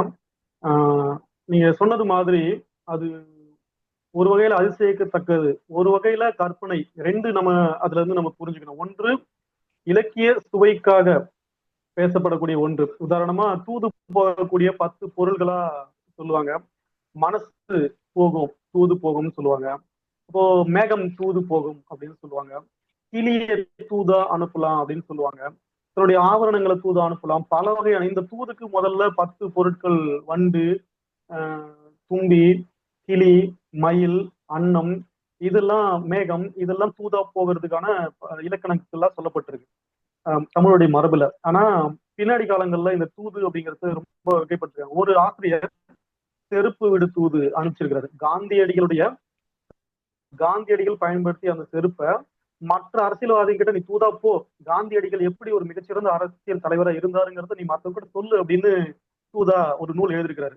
இப்போ இந்த தூது நூல்கள்ல இருந்து நம்ம என்னத்தை புரிஞ்சுக்கிறோம் அப்படின்னாக்கா, அந்த அந்த பொருள் போய் தூது பேசாது அவங்க கிட்ட. ஆனா அது ஒரு அந்த செருப்பு போய் தூதா பேசுற மாதிரி தன்னுடைய கருத்தை அந்த புலவன் வெளிப்படுத்துறது தான் அந்த இடத்துல கருத்தே தவிர, அந்த பொருட்கள் அப்படியே போயிட்டு அங்க பேசுமான்னா பேசாது. உதாரணமா தமிழ் வீடு தூது அப்படின்னு ஒரு இலக்கியம் இருக்கு. தமிழை காதல் கொண்ட இறைவன் மீது காதல் கொண்ட ஒரு பெண் தமிழ் மொழியை தன்னுடைய தோழியா நினைச்சு அந்த தமிழ் மொழி கிட்ட, நீ இந்த மாதிரி என்னுடைய காதலை போயிட்டு என்னோட தலைவனாகிய சொக்கநாதர் கிட்ட போய் சொல்லு அப்படின்னு அந்த சொன்ன மாதிரி அந்த தமிழ் மொழியாகிய அந்த பெண் இறைவன் கிட்ட சொன்ன மாதிரி ஒரு இலக்கியம் நம்ம கிட்ட கிடைச்ச தூது இலக்கியங்கள்ல முதன்மையான இலக்கியம், ரொம்ப அற்புதமான இலக்கியம் கூட இருக்கு. அப்ப தமிழ் மொழி அப்படின்னா அது ஒரு தனி உருவமா அப்படின்னா, தமிழ் தனி ஒரு உயிரா அப்படின்னா கிடையாது. அப்ப இது ஒரு உத்தி முறை, தன்னுடைய கருத்தை சொல்வதற்கு பயன்படுத்தக்கூடிய உத்தி முறை. நேரடியா சொல்லிட்டு நம்மளால பேச முடியாது. அப்போ ஒரு பெண் இருக்கு, நேரடியா ஒருத்தங்க கிட்ட நம்ம கிட்ட சண்டை வந்துச்சு. அப்ப அந்த பெண்ணை பார்த்து, நீ எவ்வளவு அழகா இருக்க, நீ போயிட்டு என்னுடைய மனசை அவங்க கிட்ட சொல்லு அப்படின்னு சொல்லும் போது, எதிரில் இருக்கக்கூடிய அந்த ஆணுக்கோ பெண்ணுக்கோ அல்லது தன்னுடைய நண்பர்களுக்கோ நம்மைத்தான் சொல்கிறார்கள் என்று அவங்களுக்கு புரிஞ்சிடும். அப்போ அந்த ஒரு மீடியம் தான், இடையில் இருக்கக்கூடிய ஒரு ஊடகமா தான் இந்த பொருட்களை எல்லாம், தூது செல்லக்கூடிய பொருட்களை பயன்படுத்துறாங்க. இது கவிஞர்களுடைய உத்திமுறை அப்படிங்கிறத முதல்ல நம்ம புரிஞ்சுக்கணும். அந்த கிளி உண்மையிலேயே போயிட்டு அங்க சீவகனுடைய மனநிலையை பார்த்து மகிழ்ச்சி அடைஞ்சிச்சா அப்படின்னு நான் பேசும்போதே சொல்லியிருப்பேன், சந்தேகம் அப்படிங்கிறது. அப்போ மகிழ்ச்சி அடைஞ்சிச்சா அப்படின்னா தெரியாது. அந்த கிளிக்கு அது ஒரு மீடியம், அவ்வளவு. இந்த இடத்துக்கு போகணும் அப்படிங்கிற ஒரு குறிப்போடு அனுப்பிச்சு விட்டாங்கன்னா அது அங்க போகும், கொடுக்கும், வரும். அங்க எடுத்துட்டு அவங்க கட்டி விட்டாங்கன்னா மறுபடியும் இந்த இடத்துக்கு வரும்போது இவங்க எடுத்து படிச்சுப்பாங்க. அப்ப அந்த கிளி என்னத்தை பேசும், சில வார்த்தைகளை பேசும். சொந்தமாக சிந்தித்து மனிதர்களுடைய மனதை அது விவரித்து கூறுகிற அளவுக்கு அதுக்கு அறிவு இல்ல. அப்ப நம்ம கற்பனையில புரிஞ்சுக்கணும், அவ்வளவுதான். அப்ப காந்தர்வதத்தை வரும்போது பார்த்து, இவ்வளவு அழகு மிகுந்த ஒரு பெண்ணை விட்டுட்டு குணமாலை கிட்ட இவன் வருவானா அப்படிங்கிற மாதிரி அவர் எழுதியிருக்கிறாரு. ஆனா அந்த கிளி அப்படி யோசிச்சது கிடையாது. பார்வையாளரா அல்லது வாசிக்கக்கூடிய நாம் அந்த இலக்கியத்தை படிக்கிறப்போ காந்தர்வதத்தையுடைய அழகுல இவ்வளவு அழகு விட்டுட்டு, இந்த அழகியை விட்டுட்டு இவன் அங்க போவானா அப்படிங்கிறது நம்மளுக்குள்ள அந்த எண்ணத்தை உருவாக்கிட்டு, ஆனா அடுத்த காட்சியில அவன் முரண்படும் போது நமக்கு என்னவா தோணும், ஏன்னா இப்படிப்பட்ட ஒரு அழகியை விட்டுட்டு இவன் போறானா அப்படிங்கிற ஒரு எண்ணம் நமக்குள்ள வரும் இல்லையா? அந்த படிப்பு சுவாரஸ்யத்தை உருவாக்குறதுக்காகத்தான் அந்த மாதிரியான விஷயங்களை புலவர்கள் கையாளுவாங்க. அப்படித்தான் இந்த கிளியோட எண்ணத்தை பத்தி பேசியிருக்காங்க. நாம அதை முதல்ல புரிஞ்சுக்கணும். ஒண்ணு, இது இலக்கியத்துல இருக்கக்கூடியது. இப்போ இலக்கியம் தாண்டின விஷயங்களை பத்தி நம்ம பேசுறப்போ, உண்மையில நடந்த விஷயங்கள், நடக்கிற விஷயம், நடந்த விஷயங்களை பத்தி நம்ம பேசுறப்போ, பழைய காலத்துல விலங்குகளையும் பறவைகளையும் பயன்படுத்துவதற்கும் பழக்குவதற்கும் தமிழர்களும் மற்ற எல்லா சமூகத்திலையும் அது இருந்திருக்கு. தமிழர்கள் ரொம்ப அதீதமா இருந்திருக்கு. யானை வாகடம் அப்படிங்கிற ஒரு நூலே இருந்திருக்கு. யானையை எப்படி பிடிக்கணும், எப்படி போருக்கு பயன்படுத்தணும், யானையோட ஒவ்வொரு குணத்துக்கும் எப்படி நோய்க்கு மருந்து போடணும், அதோடைய உளவியல் எப்படி புரிஞ்சுக்கணும், அதுக்கு எப்போ மதம் பிடிக்கும், மதம் பிடிச்சா எப்படி மதம் பிடிக்கும், அது செம் மதமா இருக்குமா, நெடு மதமா இருக்குமா, கொடு மதமா இருக்குமா, எப்படி இருக்கும், அதை எப்படி புரிஞ்சுக்கிறது, அதை எப்படி அடக்கிறது, எல்லா விஷயங்களையும் அந்த யானை வாகனத்துல எழுதப்பட்டிருக்கு. இதே போல எல்லா பறவைகளை எப்படி, எந்தெந்த பறவைகள் பயன்படக்கூடியதா இருக்கும், எந்தெந்த பறவைகள் தூது போகிறதுக்கு கூட இருக்கும், எந்தெந்த பறவைகளை எந்தெந்த காலத்துல பயன்படுத்தணும், அது ஆண் பறவையை எந்த பறவையை பயன்படுத்தணும், எது தூது போனா திரும்பி வராது, எது தூது போனா திரும்பி வரும், அதையும் பார்த்துருக்காங்க. பெண் பறவைகளை தான் அவங்க தூதுக்கு அனுப்பிச்சிருக்காங்க. ஆண் பறவைகளை தூதுக்கு அனுப்புறதே கிடையாது. இதுவும் நம்ம ஒரு இடத்துல படிக்கிறோம். இப்ப ஏன்னா ஆண் பறவைகள் அந்த டைவர்ஷன் உடையக்கூடியது, வேற இடத்துல போயிருமா, எங்கேயாவது போயிடு அங்க தங்கிருமா. ஆனா பெண் பறவை கூடடைதல் அப்படிங்கிறது, நம்ம இந்த கான்செப்டை தமிழர்கள் எப்படி பிடிச்சிருக்காங்க பாருங்க, நம்ம தெரிஞ்சுக்க முடியும். ஒரு ஆண் வெளி வீட்டுல போய் தங்கிடுவான், ஆனா ஒரு பெண் வெளி வீட்டுல போய் தங்க முடியாது, தங்க மாட்டாங்க, தங்க கூடாது, அப்படி மரபு. இது எப்படிங்கிறது வந்துச்சுன்னா உயிரினங்கள் இடத்துல இருந்தா வந்துச்சு. உயிரினங்களை பாக்குறப்போ ஒரு கூடை விட்டோ அல்லது தங்கியிருக்கிற இடத்தை விட்டு வெளியே போற ஒரு உயிரினம் அந்த கூட்டுக்கு வந்துடும். அது முதல்ல பெண் பறவை வந்துடும். பெண் பறவை கட்டாயம் வந்துடும். ஆண் பறவை சில நேரங்கள்ல இல்லாம கூட இருக்கும், வராம கூட வெளியில எங்கேயா தங்கிடும். இதை பார்த்துதான் நம்முடைய தமிழர்கள் பெண் பறவையை மட்டும் தூதுக்கு அனுப்ப பயன்படுத்திருக்கிறாங்க. இப்போ இந்த பறவைகளை தூதுக்கு அனுப்புறதுக்கு அது பழக்கிறது ஒரு மிகப்பெரிய ஒரு கலை தான், சரக்கலை அப்படின்னு சொல்லுவாங்க. சரசம் கற்றவனோடு சரசம் ஆடாது அப்படின்னு பழமொழி கூட உண்டு. சரசக்கலை அந்த சரக்கலை கற்றவனோடு சரசமா சண்டைக்கு போகாது அப்படின்னு சொல்லுவாங்க. இதனுடைய பொருள் சரக்கலை அப்படின்னா இப்படிதான், ஒவ்வொரு உயிரினமும் மனிதர்களோடு எப்படி தொடர்பு கொள்ளும், எப்படி அந்த உயிர்களோடு மனிதர்கள் தொடர்பு கொள்ள முடியும், அந்த உயிர்களை எப்படி நம்முடைய பண்புக்கு பயன்படுத்திக்க முடியும், நம்முடைய எண்ணங்களை எப்படி அதுக்கு உணர்த்த முடியும் அப்படிங்கிற எல்லாமே பற்றியதுதான் சரக்கலை. அந்த சரக்கலை நூலும் நமக்கு முழுமையா கிடைக்கல. அது ஊழினுடைய நமக்கு நல்லூழி இல்லை, நமக்கு அது வாய்க்கல. ஏராளமான தமிழர்களுடைய அற்புத கலைகள் அடங்கிய ஏராளமான நூல்கள் தொலைந்து போனது மாதிரி இந்த நூலும் காணாமல் போயிருக்கு அல்லது அழிக்கப்பட்டிருக்கு, நம்ம நினைச்சுக்க வேண்டியதுதான். அப்போ அந்த சரக்கலை நூல்கள் அப்படி சொல்லப்பட்டதை என்னுடைய குருநாதர் எனக்கு சொன்ன விஷயம். அப்போ நம்ம அனுமானிக்கிறப்போ, யோசிச்சு பார்க்குறப்போ இதெல்லாம் நடந்திருக்கு அதிகமான வாய்ப்புகள் உண்டுதான். அப்போ இந்த தூதுக்கு பழக்கப்பட்ட ஒரு கிளி என்ன பண்ணும் அப்படின்னா, அவர் சொல்லுவார், இந்த கொடிகள் இருக்கு இல்லையா, உயர்ந்த கொடிகள் இருக்கு இல்லையா, அந்த கொடியை வச்சுதான் அந்த பறவைகள் போயிட்டு உயர்ந்த கொடிகள் இருக்கிற இடத்துக்கு அது போய் அடையிறது. ஒண்ணு சொல்லுவாங்க, ஒரு கான்செப்ட்.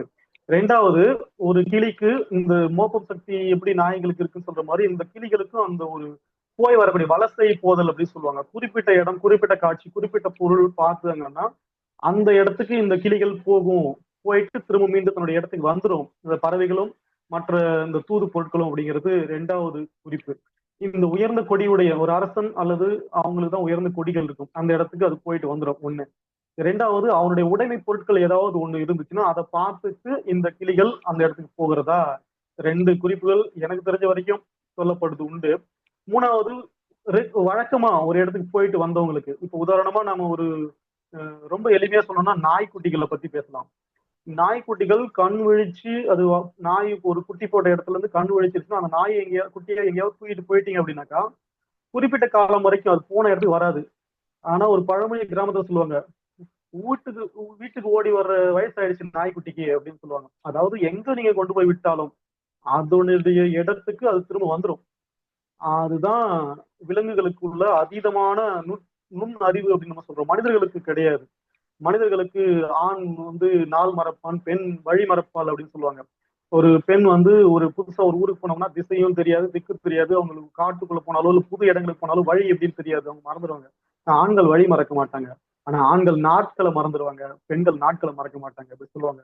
ஆனா விலங்குகளும் பறவைகளும் இது ரெண்டையுமே மறக்காது. அவர்களுக்கு ஞாபக சக்தி ரொம்ப அதிகம். ஏன்னா அது தன்னுடைய கூடுதான் பாதுகாப்பானதா அந்த விலங்குகளும் அந்த பறவைகளும் நம்ப ஆரம்பிக்கும். அந்த கூட்டை எங்க இருந்தாலும் மறுபடியும் அந்த கூட்டுக்கு அடைவதுங்கிறது விலங்குகளுடைய அற்புதமான சக்திங்க ஐயா. நம்ம இப்படித்தான் நம்ம இந்த கிளிகளை பார்க்கணும். ஒரு வளர்த்த இடத்துல இருக்கக்கூடிய கிளிய எந்த இடத்துக்கு நம்ம தூது அனுப்பும்போது அந்த ஒரு முறையாச்சு போய் வந்தாகணும். அந்த அரண்மனைக்கு ஒரு முறை போயிட்டு அங்கிருந்து விட்டு அந்த கிளி தன்னுடைய இடத்துக்கு வந்துடும். அப்ப மீண்டும் அந்த கிளியை பறக்க விடும்போது அது எந்த இடத்துக்கு போச்சு அந்த இடத்துக்கு அது போய் வரக்கூடிய ஒரு பண்பை உருவாக்கி. இது ஒரு வலசை அப்படிங்கிற ஒரு இது ஒரு பண்பு. அப்புறம் வலசை அப்படிங்கிறது பறவைகளோட இயற்கை பொது பண்பு. பல ஆயிரக்கணக்கான மைல்கள் தொலைவில் இருக்கக்கூடிய தேசம், நாடு, மொழி, அந்த சூழல் எல்லாமே வேற மாதிரி இருக்கக்கூடிய இடங்கள்ல இருந்துலாம் ஒரு பறவை தமிழ்நாட்டுக்கு குறிப்பிட்ட காலத்தை கழிச்சுட்டு மீண்டும் அந்த இடத்துக்கு போகிறது இல்லையா? அப்போ இதெல்லாம் எப்படி நடக்குதுன்னா அந்த உயிரினங்களுடைய நுண் அறிவு தான். இப்போ மனிதர்களுக்கு மொழி இருக்கு, 6வது அறிவு வளர்ந்திருக்கு. மற்ற விலங்குகளுக்கு அது இல்லாத போது அவங்களுக்கு இருக்க ஒரு சில அறிவுகள் கொஞ்சம் அபரிமிதமா அவங்களுடைய வாழ்க்கைக்கு பயன்படுது. அப்படிதான் நம்ம எடுத்துக்க முடியும். இப்படித்தான் அந்த கிளிகளுடைய தூது போதல் தன்மையை நம்ம புரிஞ்சுக்கலாம்னு நினைக்கிறேங்க ஐயா. நன்றிங்க ஐயா. மிக்க நன்றி முனைவர் வீரமணி அவர்களே. ரொம்ப பல கோணங்களை நீங்க ஆய்ந்து சொன்னீங்க சார். முதல்ல கற்பனைன்னு சொன்ன ஆரம்பிச்சிங்க, அப்புறம் பார்த்தீங்கன்னா நீங்க ரொம்ப அழகா விரித்து சொன்னீர்கள். முக்கியமானது தான் இந்த சைபீரியன் அந்த பறவைகள்லாம் பார்த்தீங்கன்னா நம் நாடு பக்கம் வருது பாருங்க, எத்தனையோ 1000 மைல்கள் தேன்றி. உண்மையாக அதை பற்றி நீங்க குறிப்பிட்டீர்கள். இன்னும் ஒரு கேள்வி இருந்தது, அது நான் முனைவர் ரமேஷ் ஐயாவை விட்டு விடுகிறேன். அந்த விளாம்பழம் என்று ஒரு ஓமை காட்டுகின்றார், யாருக்காவது தெரிந்து அதை பற்றி சொன்னீங்க நல்லா இருக்கும். சமயமானதால உங்களை நான் அதிகம் தொந்தரவு பண்ண விரும்பல. மிக அழகாக பேசினீர்கள், மனமார்ந்த பாராட்டுக்கள். நன்றிங்க ஐயா. அதிகம் சொல்லலாங்க ஐயா. விளாம்பழம் சொல்லுங்க ஐயா. ஐயா, விளாம்பழம் எல்லா நம் மனிதர்கள் தமிழர்கள் கிட்ட ரொம்ப முக்கியமான ஒரு பண்பு இருக்கு. என்னன்னா, இந்த ஒரு பொருளை இன்னொரு பொருளோடு எப்போதும் தொடர்புபடுத்திக்கிட்டே இருக்கக்கூடிய ஒரு பண்பு ஒண்ணு உண்டு. இலக்கணத்தை சொல்லும்போது கூட மாட்டேறு உத்தி முறை அப்படின்னு சொல்லுவாங்க. ஒரு பொருளை இன்னொரு பொருளோட ஞாபகம் வச்சுக்கிறதுக்கு இந்த மாதிரி சொல்லிட்டே இருப்பாங்க. அப்போ இந்த பழங்கள், பயிர்கள்ல வர நோய்களுக்கு மனிதர்கள் தங்களோடு பழங்கக்கூடிய மற்ற விலங்குகளையும், உயிர்களையும், பறவைகளையும் பெயரா வச்சிருக்கிறாங்க. விளாம்பழத்தின் மீது வரக்கூடிய அந்த நோய்க்கு, நிறம் மாறக்கூடிய நோய்க்கு, உதாரணமா நம்ம ஒரு பயிர் வைக்கிறோம். இந்த பயிர்ல அந்த பயிருடைய இலையுடைய தன்மையை பார்த்து என்ன நோய் வந்திருக்குன்னு சொல்றோம் நம்ம இல்லையா? அப்ப என்ன தன்மை அந்த பயிருக்கு உருவாகி இருக்குங்கிறத அதை வச்சு கண்டுபிடிக்க முடியும். பச்சை பட்டுடுச்சு அப்படி சொல்லுவாங்க, வெள்ளைப்பட்டுடுச்சு அப்படின்னு சொல்லுவாங்க, வாடி போயிருச்சு, வாடி போயிருந்தா நீர் தேவைன்னு அர்த்தம். பச்சை அதிகமா கட்டி இருந்தா அதுக்கு வேறு என்ன சத்து குறைவோ அதை நம்ம கொடுக்க வேண்டும். புள்ளி போட்டுடுச்சு அப்படின்னு சொல்லுவோம். அப்போ ஒரு புள்ளி நோய் வந்துருச்சு நெல் வயலுக்கு, நெல் பயிர் மேல அப்படின்னு சொல்லுவோம். அப்போ அந்த புள்ளி வருதுன்னா என்ன சத்து அது கொடுக்கும், பொட்டாசியம் கொடுத்தா அது குறைஞ்சு போயிடும் அப்படி சொல்லுவோம் இல்லையா? விளாம்பழத்தின் மீது விளாம் மரங்கள் பழுத்து இருக்கிறப்போ அந்த மரம் எந்த இடத்துல நடப்பட்டிருக்கோ அந்த இடத்துல என்ன மாதிரியான நீர் போகுது அப்படிங்கிறது ரொம்ப முக்கியமா பார்க்கணும். விளாமரம் அப்படிங்கிறது ரொம்ப அற்புதமான நுண் சத்து உடைய ஒரு மரம். அதை புனிதத்தன்மை ஏற்றி நம்முடைய தமிழர்கள் வச்சிருக்கிறாங்க. கோயில்கள்ல தான் பெரும்பாலும் விளாமரங்கள் நடுவாங்க, பெரிய நல்ல சோலைகளை நடுவாங்க. இன்னொரு குறிப்பு, எங்க நீர் அதிகமா இருக்கோ அங்க மட்டும்தான் விளாமரம் வளரும். நீங்க அதை எங்க வேணாலும் பார்க்கலாம். விளாமரம் ஒரு இடத்துல இருக்கு அப்படின்னா அந்த இடத்துல கண்டிப்பா நீர் இருக்கும், அல்லது நீரோடையாச்சும் இருக்கணும். நல்ல மண் வளம் இல்லாத இடங்கள்ல விளாமரம் வரவே வராது. அப்போ நீர் வளமும் மண் வளமும் இருக்கக்கூடிய அந்த இடங்களுக்கு கூடிய அந்த விளாமரத்துக்கு ஒரு நோய் வருதுன்னா என்ன காரணமா இருக்க முடியும்? அந்த இடம் சீரழிக்கிறது அப்படிங்கிறது தான் அர்த்தம். இப்போ இந்த இடத்துல அந்த ஊமையை ஏன் அவங்க கொண்டு வராங்கன்னா, இந்த வளமுக்க தன்னுடைய வாழ்க்கையில இந்த காதல் வரும்போது அது எப்படி சீரழிக்குது அப்படிங்கிறத பத்தி சொல்ல வரலாம். இப்போ விளாமரத்துக்கு அந்த நோய் வரும்போது அதனுடைய விளாம் பழத்தை நீங்க பாத்தீங்கன்னா தெரியும், பச்சை பசேன்னு இருக்கும். அது மேல வெண்மை ஒரு பூச்சி, அந்த நெருப்புல சாம்பல் பூத்தா எப்படி இருக்கும் அப்படித்தான் அது மேல ரொம்ப சின்னதா மென்மையான ஒரு வெண்மை பூச்சி இருக்கும். விளாம்பழத்துல பூச்சி இல்ல, வெண்மையா மூடி இருக்கும். அது தொட்டு அது தடவுனா அது போயிடும். அதுக்கப்புறம் உடைச்சு அதை சாப்பிட்றப்போ அருமையா இருக்கும் இல்லையா? இந்த வேழம்ங்கிற நோய் வந்ததுக்கு அப்புறம் அந்த விளாம்பழத்துடைய அந்த நிறம் மாறி போயிடும். ஒரு இடத்துல பச்சை இருக்கிறதுல வெண்மையாவும், வட்ட வட்டமா இருந்துச்சுன்னா எப்படி இருக்குமோ அப்படி நம்ம மனிதர்களுக்கு தேமல் வர மாதிரி வச்சுக்கோங்களா, நீங்க அப்படி கற்பனை பண்ணிக்கலாம். நல்ல நிறமுடைய ஒரு ஆணுக்கோ பெண்ணுக்கோ தேமல் வந்துட்டா அது வட்டம் வட்டமா இருக்கும், வங்கு வந்துட்டா கருப்பு கருப்பா இருக்கும் அப்படி சொல்லுவாங்க இல்லையா? அப்படி இயற்கையான அந்த விளாம்பழம் தன்னுடைய தன்மையில இருந்து மாறிடுச்சு அப்படின்னு சொல்றதுக்காகத்தான் அவர் அந்த நோயை சொல்றாரு. விளாம்பழத்தில் வேழம் நோய் வந்த போது எப்படி இருந்துச்சோ அப்படி நடுங்கி கொண்டிருந்தால் குணமாலை அந்த யானையை பார்த்து அப்படின்னு சொல்ற. வேழம் அப்படிங்கிற சொல் யானைக்கு உரியது, அப்ப இந்த நோய்க்கும் உரியது. ரெண்டும் ஒன்னா வரணுங்கிறதுக்காக அவர் அந்த நோயை சொல்றாரு, அந்த ஓமையை அந்த இடத்துல காட்டியிருக்கிறாரு. இப்போ அதனாலதான் அந்த அதே நேரத்துல காதல் வரும்போது தானாகவே உணவு எடுத்துக்காம உடல் மெலிஞ்சு தன்னுடைய முகம் தோற்றம்லாம் மாறிடும் இல்லையா, அதையும் அவர் சொல்லி காட்டுறாரு. 2-3 விஷயங்களை ஒரே ஒரு ஓமையில சொல்றாரு.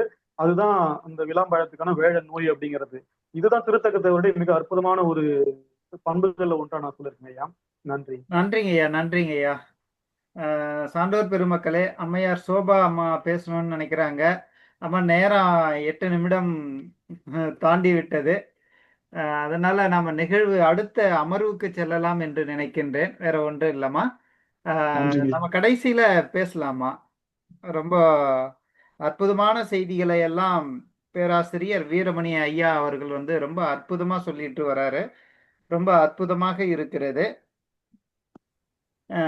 மிக்க மகிழ்ச்சி ஐயா. சென்னை செந்தமிழ் மன்றமும் அனைத்திந்திய சாதனை புத்தக நிறுவனமும் இணைந்து இத்தனை சான்றோர் பெருமக்கள் முன்னிலையில் தங்களுக்கு நன்றியை உரித்தாக்கி மகிழ்கிறோம். மிக்க நன்றிங்க ஐயா.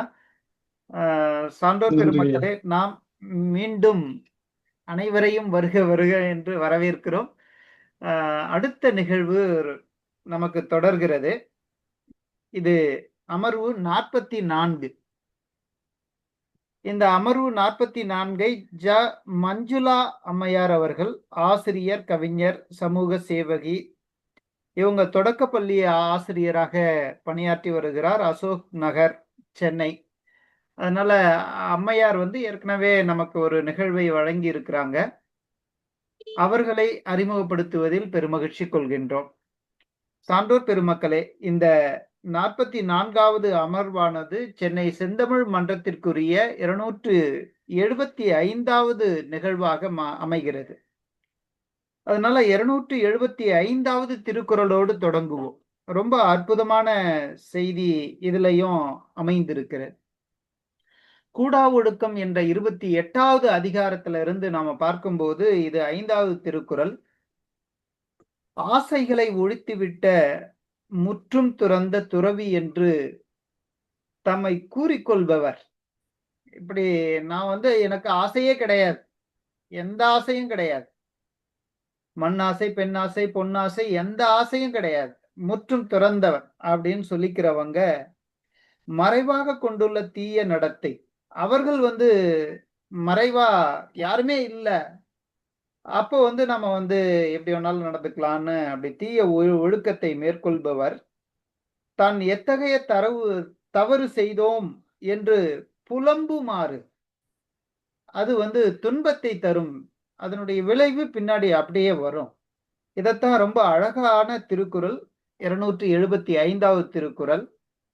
பற்றற்றேம் என்பார் படிற்றொழுக்கம் எற்றென்று ஏதம் பலவும் தரும். ஏதம்னா நமக்கு வந்து குற்றம், துன்பம் இதெல்லாம் சொல்லுவாங்க. அதனால இந்த துன்பத்தை இது தரும். பற்றற்றேம் என்பார் படிற்றொழுக்கம். ஒரு செய்தி சொல்லுவாங்க, என்னதான் பொது வெளியில நம்ம நல்லவர்களாக இருந்தாலும் அதெல்லாம் அளவீடு கிடையாது. எவர் ஒருவர் தனிமையிலும் ஒழுக்கமாக வாழ்கிறாரோ அவரே உண்மையான ஒழுக்கவாதி அப்படின்னு சொல்லலாம். இத நிறைய பெரியவர்கள் சொல்லுவார்கள். நமக்கு தவறு செய்யக்கூடிய வாய்ப்பு நிறைய உருவாகிட்டே இருக்கும். பொது வெளியில அந்த தவறை செய்யாம அதே தவிர தனிமையில் இருக்கும்போது நம்ம செஞ்சோம்னா அதுவும் ஒழுக்க கெட்டத்தனம் தான் அப்படின்றத ரொம்ப அற்புதமா விளக்கி இருக்கிறாங்க, பெரியவங்க சொல்லி இருக்கிறாங்க. அதையே இந்த திருக்குறள் ரொம்ப அற்புதமாக சொல்லுகிறது.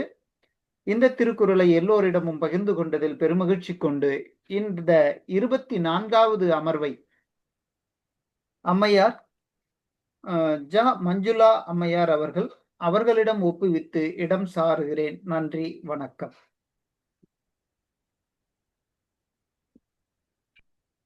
அம்மா, நீங்க தொடங்கலாமா?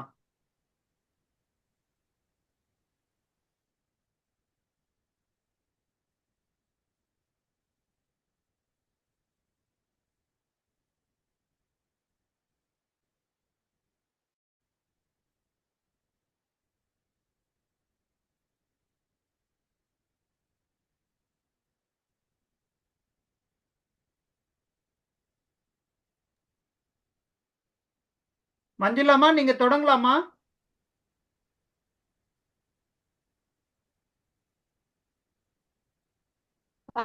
வணக்கம்.